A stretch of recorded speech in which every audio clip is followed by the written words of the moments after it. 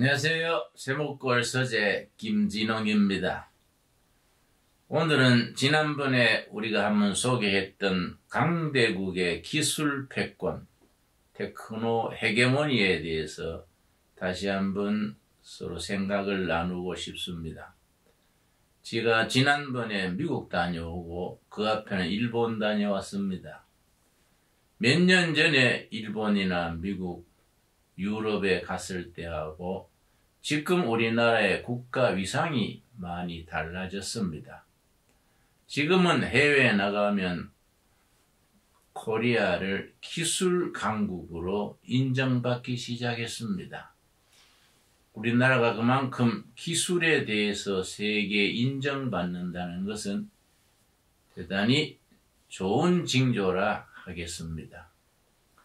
옛날에는 일본 걸 뺏기고 미국 거 갖다가 우리가 모방하고 그런 시절이 있었는데 지금은 그 단계를 지나서 이제 한국 기술, 자체 기술이 많이 알려지기 시작했습니다.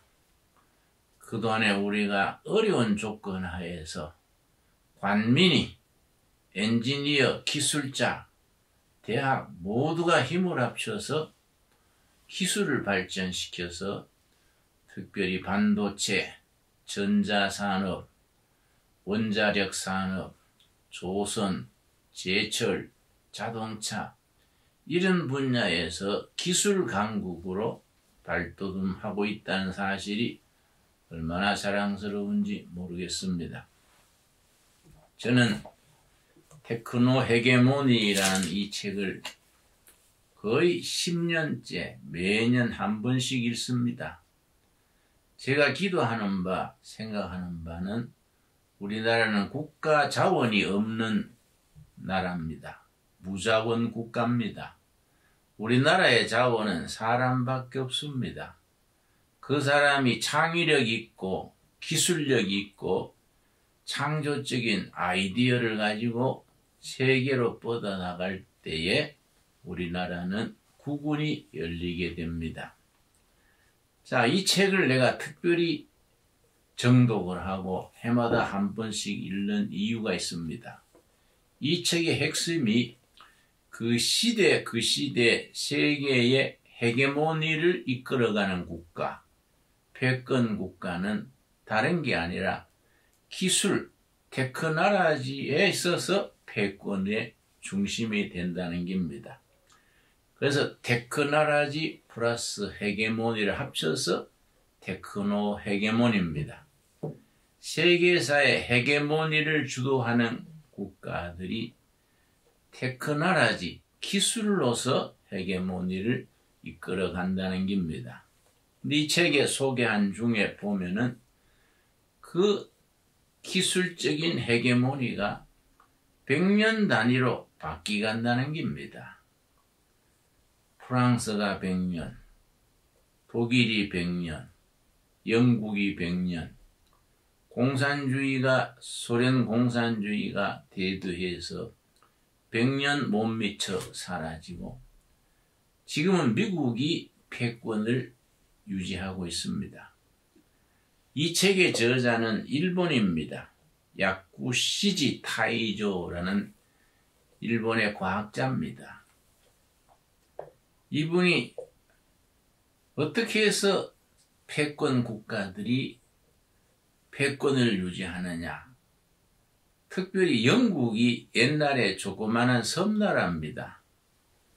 자체 식량 해결도 어렵던 영국이 어떻게 해서 18세기, 19세기에 들어서 세계의 패권을 유지하는 국가로 자라게 되었느냐. 그걸 분석해서 쓰고 있습니다. 그 시작이 프랑스의 멍청한 정책으로 인해서 영국이 덕을 보게 되었습니다. 1572년 종교개혁 운동이 한참 피크에 오를 때에 그 종교개혁자들이 독일의 개혁자들은 루터란이라 그러고 스위스의 종교개혁자들은 칼비니스트라 그러고 프랑스의 개혁자들은 유고노라고 불렀습니다. 또 영국의 개혁자들은 퓨리탄이라고 불렀습니다.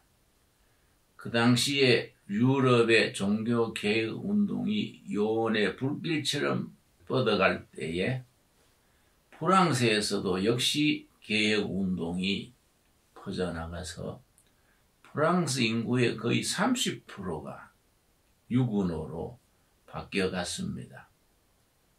여기에 위협을 느낀 프랑스의 기득권 세력, 캐톨릭 세력과 왕실 세력, 보수 세력이 유고노 개혁 세력이 치고 올라오는 것을 두려워해서 끔찍한 일을 저질렀습니다. 그걸 성 바돌롬의 축제일의 학살이라고 부릅니다. 역사에서도 유명해진 성 바돌롬의 축제일에서 당일에 거의 5,000명에서 7,000명이 학살됐습니다. 그 일시가 1572년 8월 24일입니다. 이제 구체제 스타투스쿠어, 옛체제를 유지하려는 기득권 세력, 캐톨릭 세력이 말하자면 사기를 쳤습니다. 개신교 유고노 운동을 다 공인할 테니까 광장에 모여라. 축제를 벌리게 해놓고 축제에 모인 그 유고노 신도들을 군대가 둘러싸서 대량 학살을 했습니다.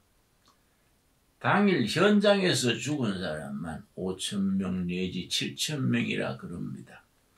이어서 각 지방으로 학살이 번져나가서 거의 그 당시에 3만 명 내지 5만 명의 프랑스 개신교도 유고노들이 학살당했습니다.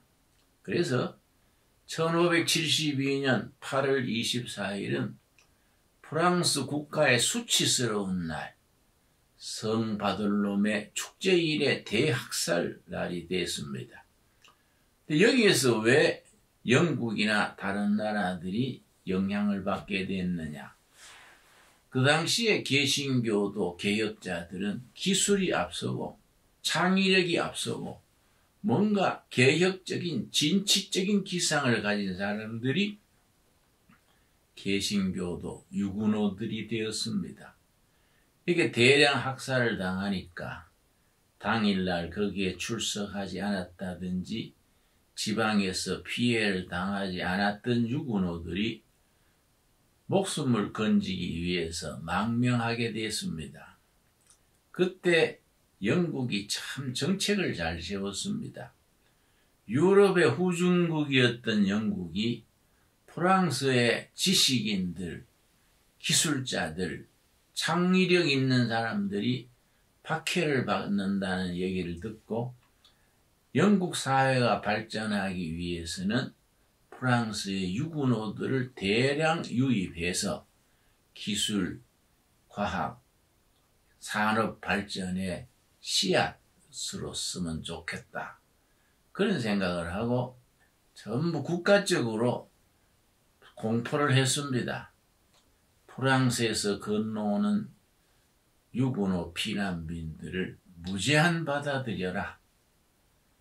그 사람들로 영국 산업 발전의 씨앗으로 삼아야겠다.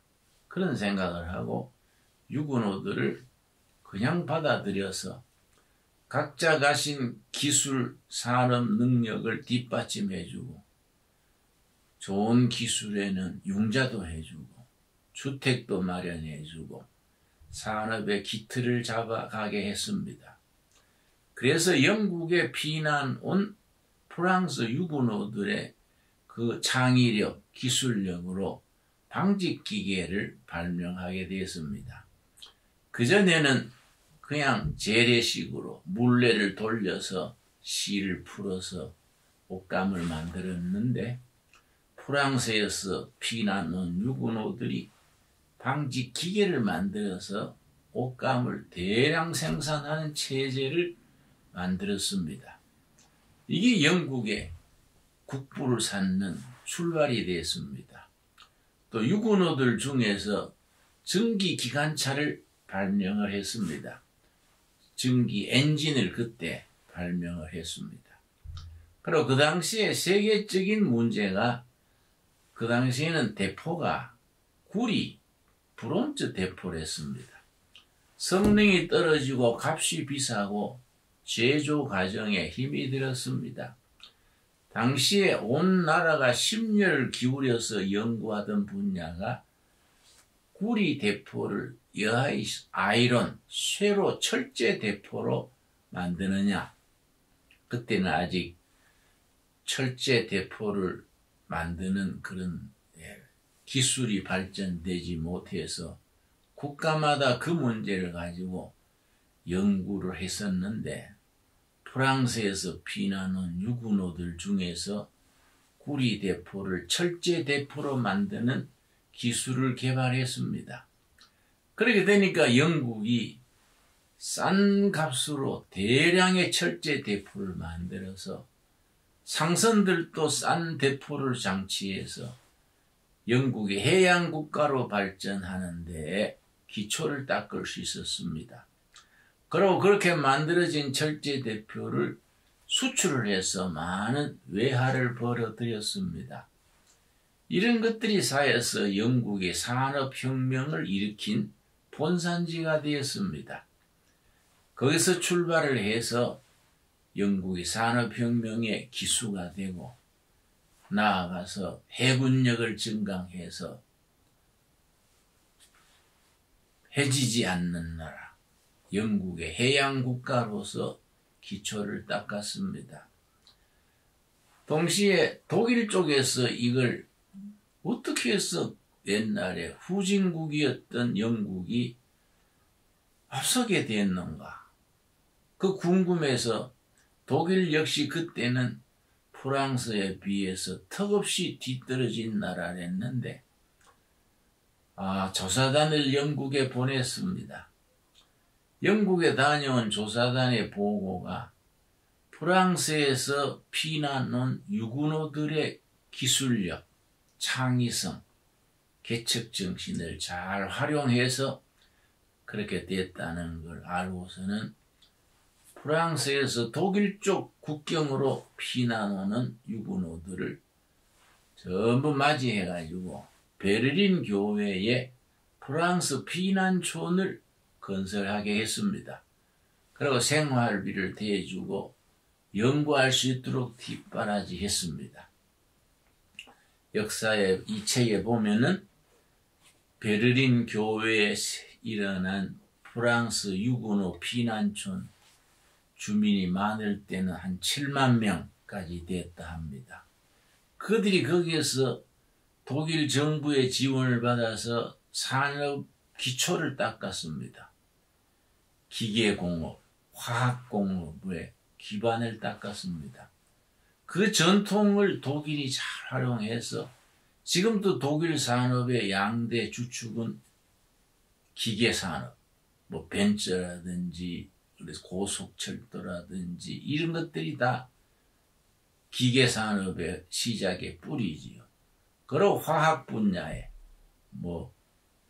파이저 같은 제약회사나 독일의 여러 화학 제품들의 기초가 그때부터 닦여져서 지금까지 독일 산업의 기반을 이루고 있습니다.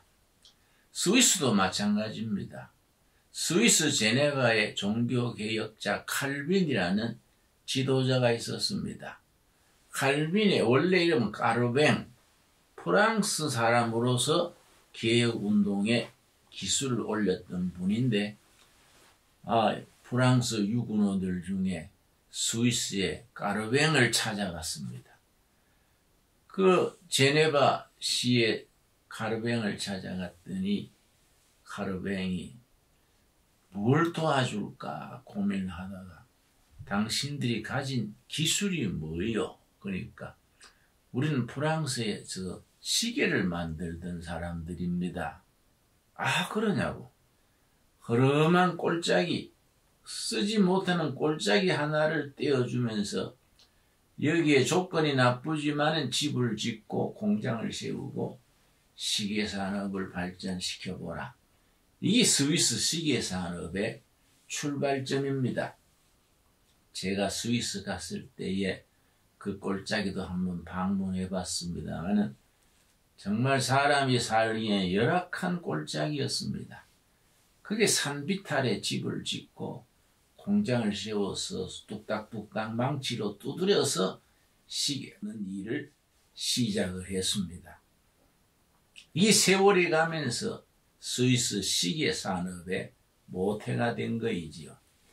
우리나라가 지금 옛날 후진국가에서 기술국가로 발돋움하는 이 자리에서 국가시책이나 국민교육이나 모든 사람들이 과학과 기술의 눈이 열려서 자원 없는 우리나라에서 기술국가로 발돋움할 때에 우리가 21세기 중반 넘어서면서 세계 선진국으로 발돋움하게 될 수 있는 기초가 열리게 될 것으로 압니다.